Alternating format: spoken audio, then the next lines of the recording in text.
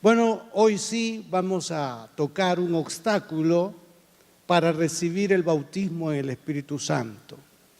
Pero, desde luego, deseo tocar nuevamente la plataforma. ¿Para qué sirve la presencia del Espíritu Santo? Hemos escuchado en muchas ocasiones palabras, si caben hasta denigrantes, con la tercera persona de la Santísima Trinidad. El Espíritu Santo no es inferior al Padre, no es inferior al Hijo. Porque el Padre, el Hijo y el Espíritu Santo una misma cosa son. Además, el valor del Espíritu Santo en el presente. La iglesia no tuviera vida, la iglesia no realizaría lo que hace si la presencia del Espíritu Santo no estuviera con nosotros. Porque el impulsor de la obra de la iglesia del Señor es el Espíritu Santo. El Señor lo menciona como la promesa del Padre. Y no es una promesa menos. Yo creo que viene a ser la más importante, en el sentido de que Jesús dejaría la tierra y vendría el Espíritu Santo. Dije ya en otra oportunidad que si amamos otras promesas y pedimos que sean reales en nuestra vida, pues deberíamos también de darle el lugar que corresponde a la promesa del Padre.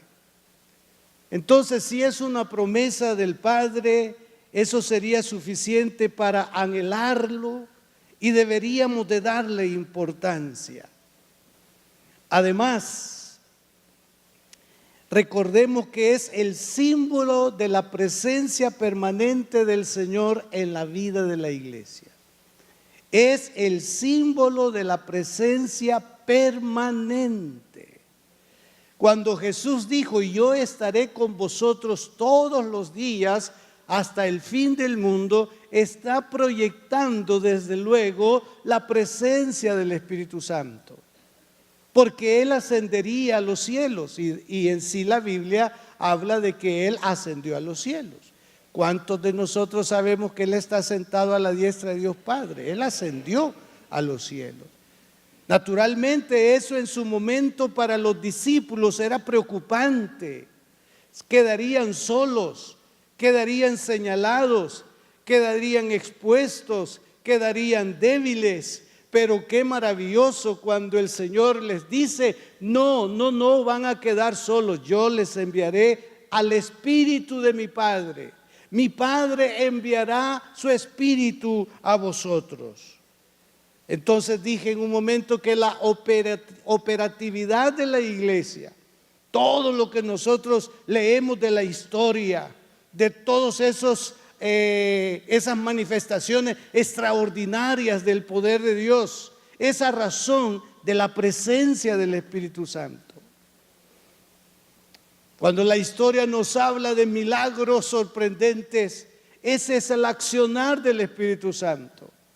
Cuando nosotros mismos testificamos de cómo las cosas han cambiado y que ya no somos lo que fuimos o que estamos en una evolución constante para llegar a ser como Cristo, esa es una obra, una operatividad del Espíritu Santo.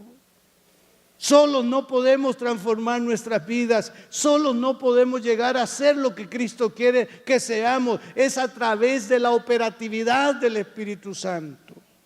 Y Él no se cansa en operar su obra en nuestras vidas. El más interesado o preocupado, si cabe, de ser nosotros diferentes, recae en el Espíritu Santo. Y que este día, en el nombre del Señor, Si el Espíritu Santo dice, eso que veo en ti no me agrada, que nosotros podamos decirle, entonces Espíritu Santo, haz tu obra en mí, Espíritu Santo. Quita lo que no te agrada, porque yo quiero ser como Él es, yo quiero ser como Jesús, porque esa es la promesa bíblica también. Por otro lado, recordemos que la promesa es para todos. Y eso es muy interesante. Aquellos que escucharon en las aulas de teología que eso que sucedió el día de Pentecostés, ya eso era el último instante en que sucedería. Y abrazaron la enseñanza y divulgaron que eso ya no era, que la necesidad del Espíritu Santo, de la manera en que descendió el día de Pentecostés, fue exclusivamente para ese tiempo. Y lo adjuntan con la enseñanza de que las manifestaciones del Espíritu Santo eran para acompañar la palabra y de esa manera darle credibilidad a la palabra. Entonces la pregunta que podía suscitarse es, ¿acaso si era así, pos los apóstoles, no vendría o no venía a ser una necesidad el acompañamiento de las manifestaciones del Espíritu Santo si así fuera el caso? Por eso digo e insisto que la operatividad del Espíritu Santo no dejó de ser y no dejará de ser hasta el día en que el Señor lo tiene determinado. Hay posiciones escatológicas en relación a ¿quién es el que será quitado de entre vosotros? Hay dos posiciones. Una es a la que nosotros nos hemos unido, que es cuando ya el Espíritu Santo haya culminado su función con la iglesia, entonces vendrá a aparecer como en el principio, en los días de los apóstoles, cuando ya no cuando descendía de manera privada, particular, y no como en el día de Pentecostés o como la promesa que es para todos. Ahora está operando el Espíritu Santo. Y debemos de prepararnos y debemos de decirle, Dios, pon tus ojos en mí, porque yo quiero ser instrumento en tus manos. Yo sé que tú puedes fluir a través de mi vida y ser de bendición para tantos que a esta hora están urgidos de un toque tuyo, de una presencia extraordinaria en sus vidas. Entonces es para todos. El texto bíblico dice, porque para vosotros es la promesa y para vuestros hijos y para todos los que están lejos, para cuantos el Señor nuestro Dios llamare. Y cuando el texto dice, para cuantos el Señor nuestro Dios llamare, tenemos que entender que si la iglesia sigue pregonando el evangelio, si la iglesia todavía está en la tierra, entonces hemos de aceptar que el Señor sigue llamando y sigue llamando y sigue llamando. Y en cada llamado o en cada persona que acepta el llamado, inmediatamente el Espíritu Santo se apropia, se introduce en su interior y es sellado con el Espíritu Santo. Todo aquel que recibe a Cristo recibe el sello del Espíritu Santo. Pasa a ser propiedad del Espíritu Santo. Pero el Espíritu Santo como persona tiene atributos, tiene manifestaciones, opera a través de los miembros de la iglesia y opera según la necesidad y según su voluntad. Entonces la promesa es para todos. Ahora, el escritor San Juan registra las siguientes palabras: pero cuando venga el Consolador, a quien yo enviaré del Padre, el Espíritu verdad, el cual procede del Padre, Él dará testimonio acerca de mí. Por eso es que en los días de Pablo él enseñó diciendo: nadie llame anatema a Jesús por el Espíritu. Que alguien apareciera lleno, investido del Espíritu Santo y comenzara a decir: Jesús no es Dios. Jesús no es lo que dicen muchos que es o fue. Jesús fue un impostor. Oh, Jesús fue un profeta extraordinario, maravilloso, pero nada más. Entonces Pablo dice: aquel que dice que está bajo el poder, la influencia del Espíritu Santo, que niega a Jesús, no puede venir o provenir del Espíritu.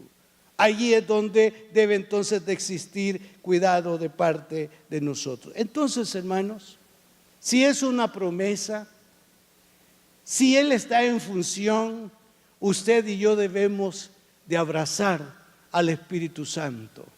Abrazarlo como persona y abrazar sus manifestaciones, abrazar sus dones, todo aquello que venga para edificar a la iglesia del Señor.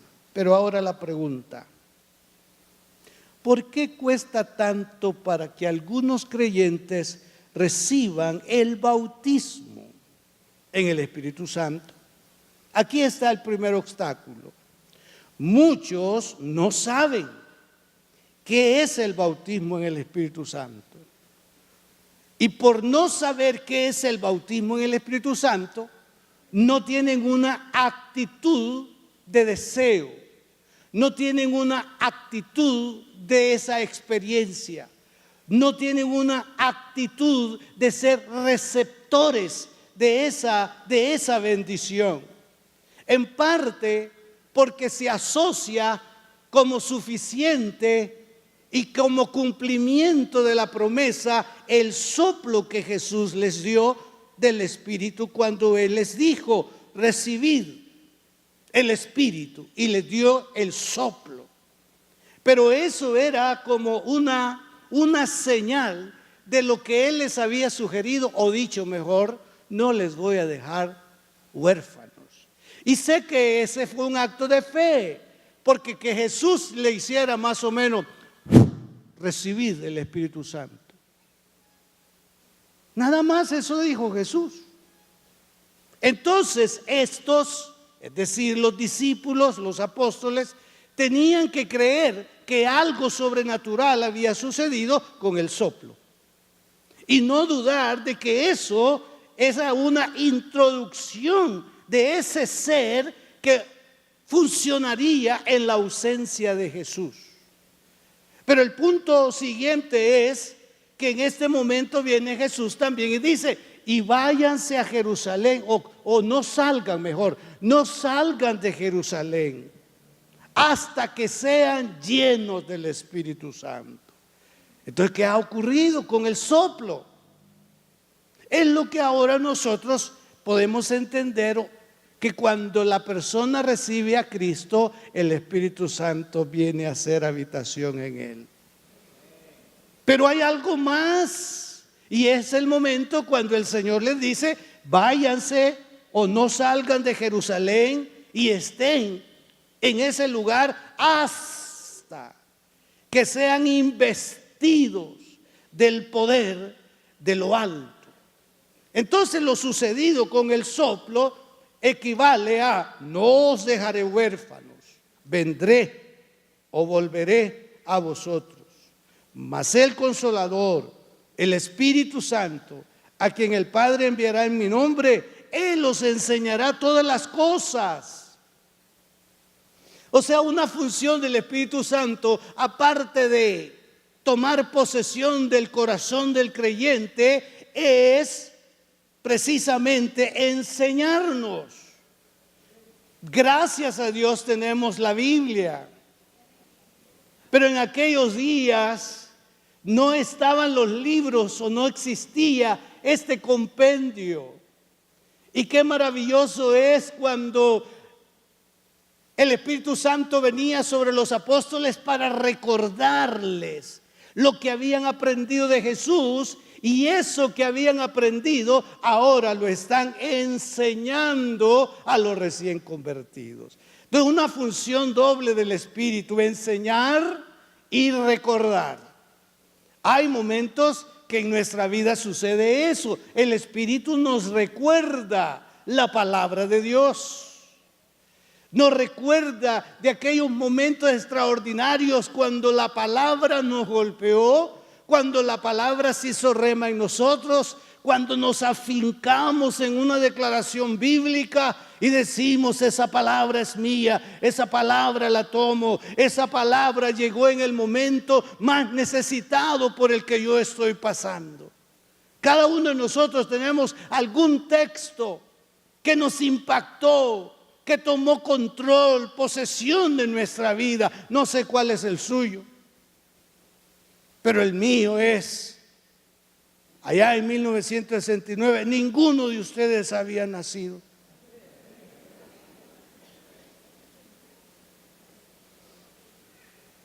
Esa palabra del Salmo 27. Aunque mi padre y mi madre me dejaren, con todo me recogerá el Señor. Esas palabras yo las aprendí en la escuela dominical. En ese momento podía yo asociar de inmediato algo, porque ya estaba familiarizado con el dejar, el tener la ausencia de los padres. Ya podía yo tener una parte, la otra parte había que esperar cómo es que eso iba a suceder. Pero yo tomé esa palabra y desde luego pasaron unos días, un poquito más, para ir viendo paso a paso lo que en la segunda parte del texto dice. En la primera: aunque mi padre y mi madre me dejaren, con todo me recogerá el Señor. Y eso continúa en mi vida. Lo he visto paso a paso, durante los años que ustedes saben que tengo. No se los puedo decir.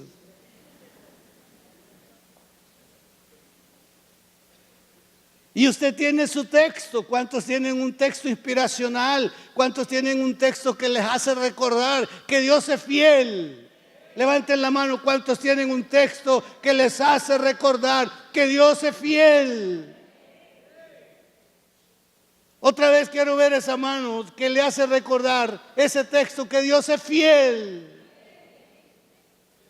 Y entonces usted con propiedad viene y dice: oh Dios, yo sé que esa es tu palabra, yo abrazo esa palabra y yo invoco esa palabra. Y viene el Espíritu Santo y nos la confirma en nuestros corazones, en nuestro interior. El Espíritu Santo le da fortaleza a la Escritura, a la palabra, y viene y nos dice: esa es mi palabra, esa es la palabra de Dios, y debe de creerla porque es la palabra de Dios. Este libro es la palabra de Dios. Aquí está registrada la palabra de Dios y debemos de recordarla, y debemos de decirle al Espíritu Santo: enséñame, Espíritu Santo.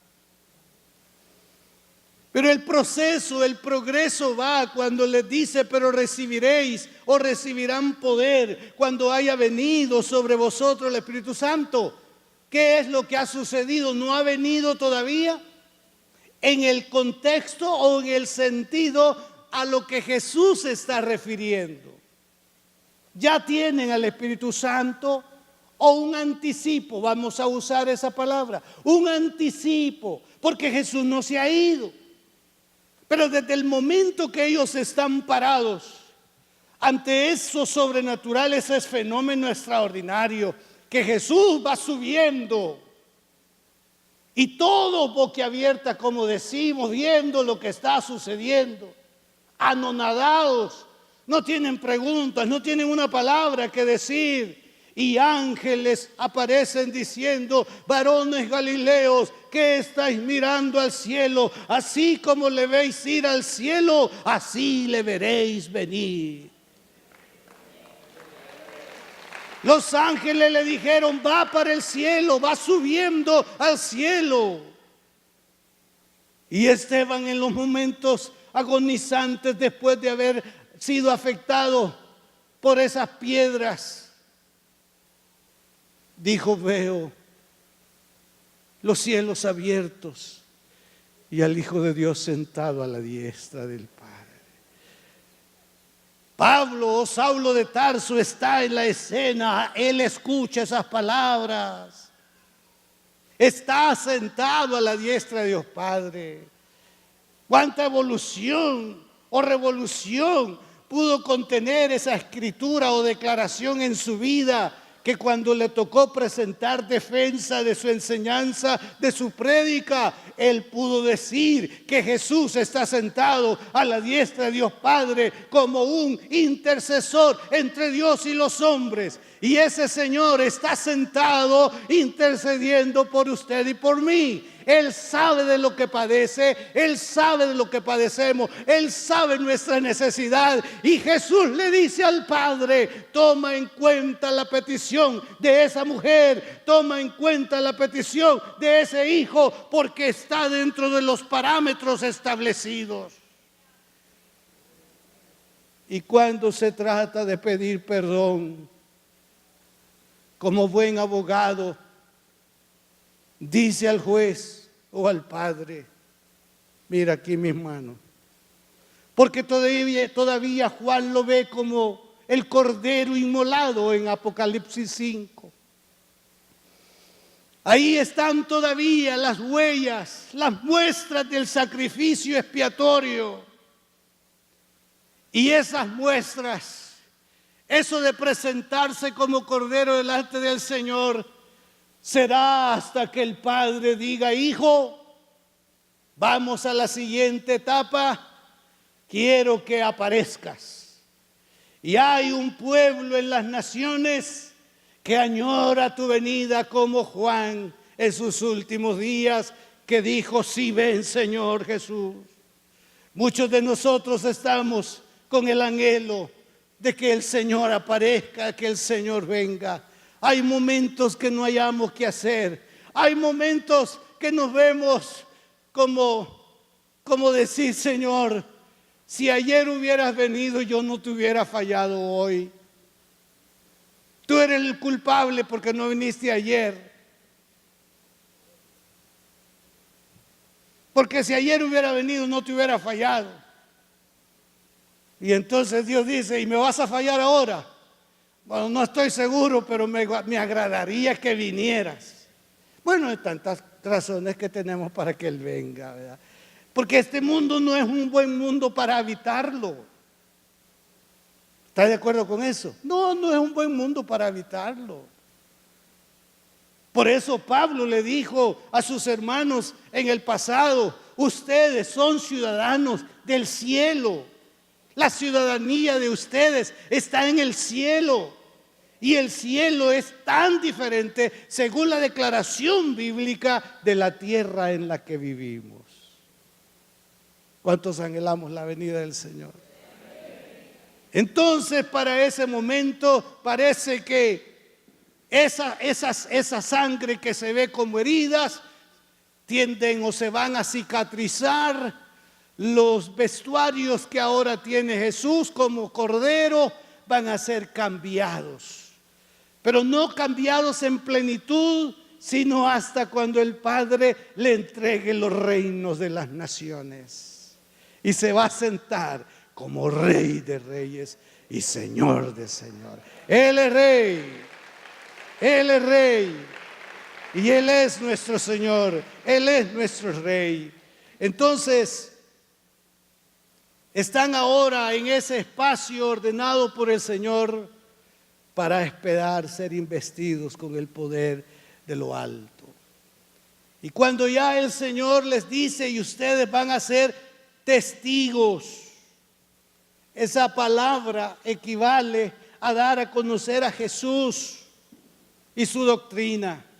El libro de los Hechos nos habla de cómo la gente, las autoridades, pensaron que estos habían dañado a la gente porque habían llenado con ese nombre y con esa doctrina los lugares, las ciudades donde ellos llegaban. Fueron incansables, fueron constantes. Era un placer para ellos decir: Jesús murió y Jesús resucitó y ahora está sentado a la diestra de Dios Padre. Era emocionante para ellos. Y ahora sí, dice Pedro, yo lo puedo decir, qué es lo que sucedió en el monte Tabor. En el momento Él nos dijo: ustedes no le vayan a contar a nadie esto. Pero llegó el momento para contar las vivencias y las experiencias que habían tenido con el Señor. Ahora para nosotros este es el tiempo, hermano. No podemos estar esperando una segunda orden. Lo hemos escuchado de invitados nuestros y me lo han escuchado a mí cuando se dice: hermano, ¿y usted por qué no sirve? Todavía no he recibido órdenes del Señor. Estoy esperando que Él me ordene. Y parece que según usted o según yo, Él es indiferente a la necesidad de las almas porque no le ha ordenado. Queridos hermanos, la orden ya fue dada. Ahora nos toca a nosotros dar el paso. Y si tiene algo bueno que contar y algo es decir, de algo que no se avergüence, ¿por qué no cuenta pues? ¿Es vergonzoso Jesús? ¿Es vergonzosa su doctrina? Compartámosla, enseñémosla. Entonces, una cosa era, en ese sentido, la sustitución, permítame decirlo de esa manera y espero que no haya equivocaciones, de Jesús. Porque Jesús se iba y Él deja al Consolador o al Espíritu Santo. Pero ahora viene y dice: ustedes van a activar esta presencia y quiero que se queden en Jerusalén hasta que reciban el poder de lo alto. Esta parte es entonces la que por años se ignoró y por esa causa muchos creyentes no recibieron el bautismo en el Espíritu Santo. Unos por su doctrina, porque ya les enseñaron: no, y eso ¿para qué sirve? Dije en unas intervenciones pasadas que voy a tratar de no usar epítetos que a mí me han dado pena cuando los he escuchado referentes al bautismo en el Espíritu Santo. Pero yo creo que es mi necesidad y que es su necesidad. En parte o en primera instancia porque necesitamos ser envueltos en una atmósfera distinta. El mundo nos tiene envueltos en tantas cosas que pueden ser buenas, no necesariamente malas, pero es mientras vivamos. Y por un lado, entonces, la aplicación para las cosas eternas pasan a segundo grado. Jesús dijo: busquen primero el reino de Dios y no se preocupen por las demás cosas, porque éstas vendrán por añadidura. Necio, esta noche vienen a pedir tu alma y todo lo que has acaparado o conquistado o logrado, ¿de quién será? Jesús supo poner las cosas en perspectiva. Las cosas terrenales son terrenales y aquellas cosas que son eternas, Dios las tiene precisamente dentro de ese marco espiritual y dentro de esa persona que es el Espíritu Santo, para que desatemos los asuntos eternos, para que tomemos posesión de los asuntos eternos estando todavía en la tierra. ¿Y para qué sirve eso? ¿Qué? El hablar en otras lenguas, ¿y para qué sirve? Eso nos enseñaron algunos. A mí no me enseñaron eso, gracias a Dios. Me salvé de esa enseñanza. Pero sí yo pude ver algo como que la iglesia donde yo nací, como que no estaba muy de acuerdo con algunas escenas o una acción, vamos a decirlo así, una acción donde estaba la influencia del Espíritu en algunos hermanos. Mardoqueo Quintanilla se llamaba ese hombre. Era como William Seymour, era negro y feo. Mardoqueo Quintanilla era un evangelista de esos, hermanos, que en un bozarrón, como decimos. Yo tenía 13 años, 14 años, cuando él llegó a hacer esa campaña. Ay, hermanos, cómo hablaba ese hombre del Espíritu Santo. Y cómo empezó a estremecerse el lugar, el espacio pequeño y el grupo que estábamos. Y era glorioso y era maravilloso. Pero después de él, que hubo una transición pastoral, llegó un jovencito para atender algunos días la iglesia. Y la iglesia había quedado en esas manifestaciones. Y sé que hay algunas cosas que sucedieron en Lomas de San Marcelino, que después fueron cosas extrañas para los creyentes asambleístas. ¿Han visto eso? ¿Y eso para qué sirve? Eran las preguntas.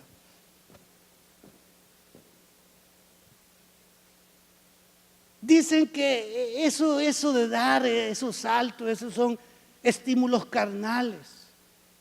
Bueno, sí, hay emociones. Jesús lloró, ¿y qué es eso? Una emoción, ¿no? Se puso triste, ¿qué es eso?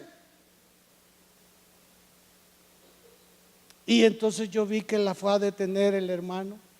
Estoy de acuerdo que hay cosas en su momento y en su lugar. Por ejemplo, si en este día yo no doy lugar para algo así, porque estoy desarrollando un tema, entonces sí estoy en el deber de suplicarle al hermano, a la hermana, que se abstenga, porque estamos en la prédica.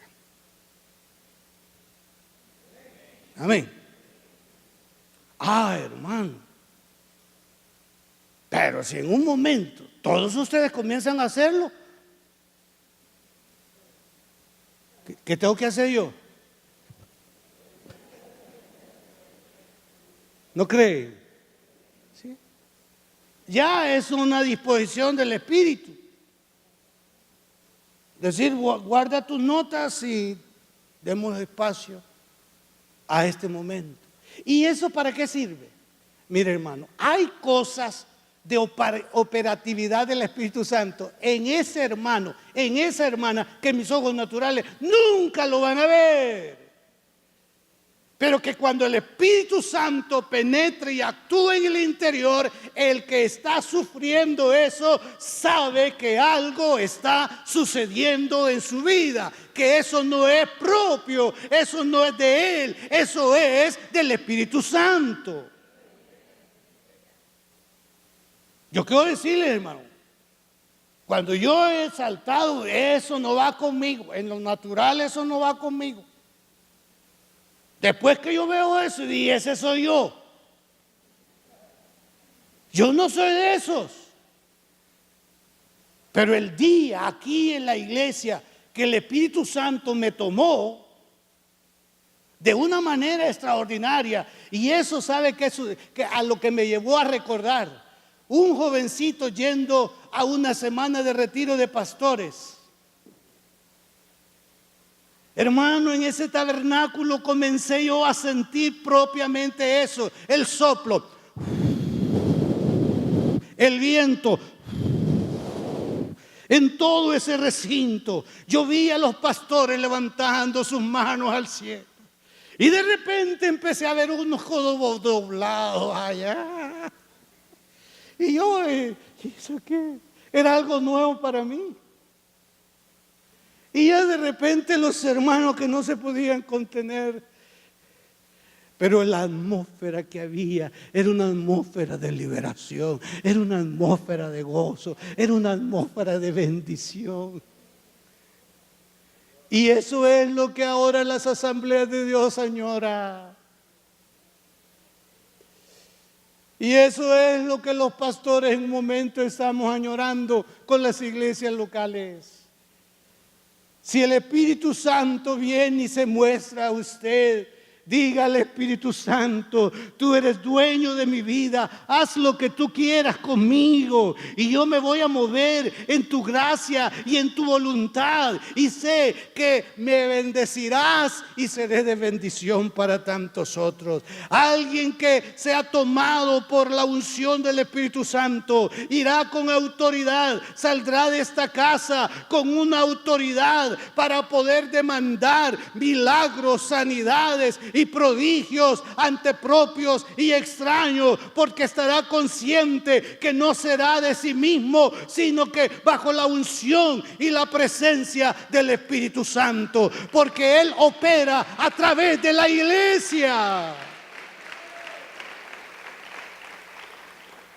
Entonces, ¿cómo fue que entendieron que había descendido el Espíritu Santo sobre ellos? Porque empezaron a hablar en otras lenguas según el Espíritu les daba que hablase. No eran lenguas aprendidas. No fueron lenguas que ellos escucharon para imitarlas posteriormente. Fueron lenguas nacidas, mostradas en el momento que estaban en la presencia del Señor. Sí, hubo un estruendo. Los contrarios a las manifestaciones o al bautismo en el Espíritu Santo dice: nadie puede atribuirse la palabra Pentecostés hoy o Pentecostés otra vez, porque Pentecostés fue uno y es único el que hubo. Porque los Pentecostés de los que ahora hablan los pentecostales dicen: ¿dónde está el estruendo que hubo en el aposento alto? ¿Dónde está eso como un terremoto? ¿Dónde está eso?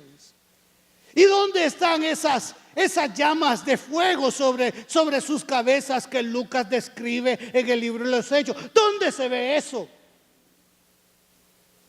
Y de esa manera distorsionaron esta promesa que es para vosotros, que es para vuestros hijos y que es para cuantos el Señor nuestro Dios llamare. Sí, yo estuve ahí en esa semana de retiro y yo sentí estruendo, yo sentía viento recio que soplaba en la congregación pastoral. Y la historia del movimiento moderno pentecostal dice que los bomberos llegaron a la casa de la calle Azusa porque los vecinos les dijeron que había un incendio en esa casa número 312 de Azusa, en Los Ángeles. Los bomberos han llegado porque las llamas están sobre esa casa. Eso era la visión que tuvieron. Eso es lo que vieron los ojos de los vecinos. Cuando llegaron los bomberos con todo, no vieron eso. Era lo que estaba sucediendo. Pero fue una muestra para la vecindad de que allí estaba la bondad de Dios envolviendo a esa iglesia, a esos creyentes. Yo tengo una razón para haberles dicho a ustedes y espero que estén orando por eso. Que vamos a empezar a escuchar una vez más en la calle Loma Linda número 310. Algo está pasando. Lo vamos a escuchar una vez más, porque tuvimos un tiempo en que se escuchó por la ciudad y más allá de la ciudad, en el programa de televisión que teníamos en ese momento. Solía yo en la producción poner cortos del mover de Dios entre nosotros, y unos de San Luis, aquí por la Libertad. Vieron que decía allí tiempo de Pentecostés. Y vieron la escena. Y dijeron ellos, ¿será aquí en El Salvador o es en otra parte?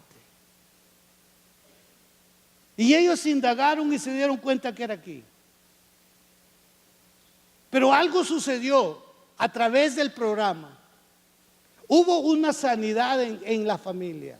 Hubo un milagro de sanidad. Y vinieron a la iglesia por la tarde. Me buscaron, me contaron lo que le estoy diciendo. ¿Y sabe qué dijo, entre otras cosas?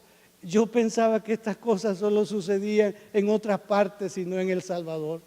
Pero yo vi que decía eso y seguí, y hermano me dice, he venido para dar testimonio.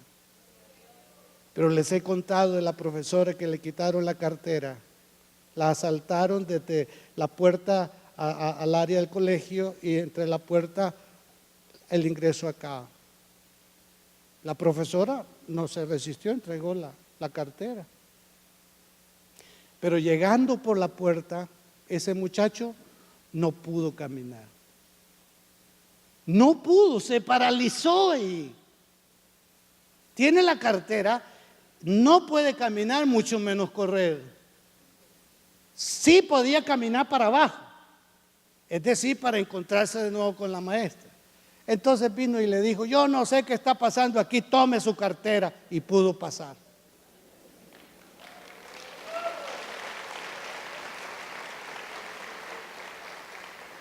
Mi Biblia dice que Jesús es el mismo ayer, hoy, por los siglos.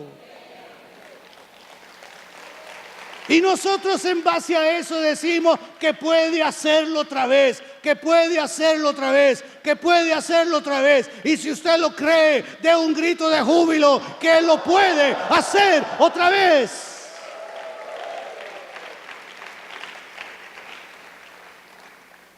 No fueron lenguas aprendidas. El Espíritu Santo le dio diversidad. Y no era para predicar o iba a ser exclusivamente para dar un mensaje ocasional para ese día. Ciertamente Dios utilizó eso, pero en ningún momento la Biblia enseñó o enseña que con esto ellos salieron a otras regiones para hablar el idioma. Pero como Dios es sobrenatural, Dios lo puede hacer, o lo podía hacer y lo puede hacer. Y ahorrarse unos cuantos pesos para no ir a una escuela de idiomas. Él lo puede hacer.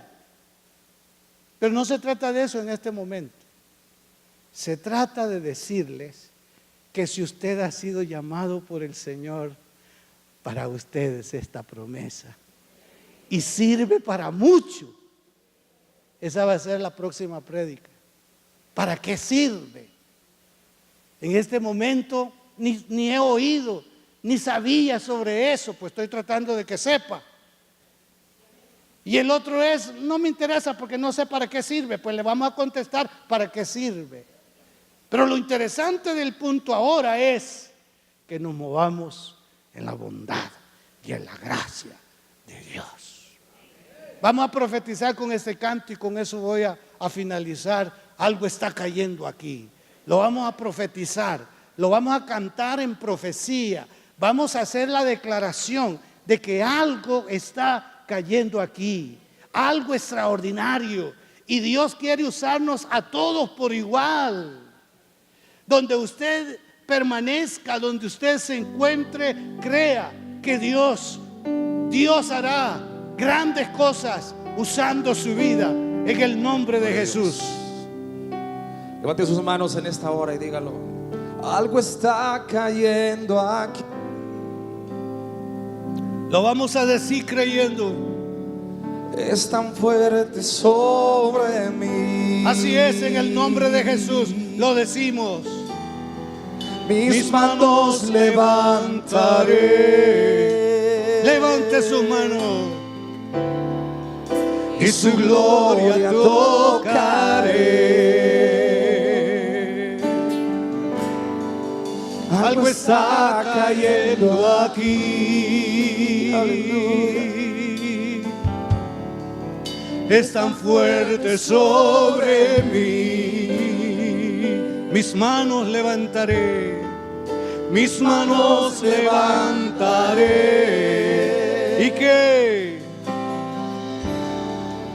y su gloria tocaré. ¡Vamos! Está cayendo su gloria sobre mí. ¡Oh, gloria! Sanando heridas, ¡Vamos! levantando al caído. Su gloria está aquí. Aleluya. Oh, aleluya. Está cayendo, ¡Dígalo! su gloria sobre mí. ¡Oh! Sanando heridas, levantando al caído. Su gloria está aquí. ¡Oh! Está cayendo, ¡Está cayendo! su gloria sobre mí.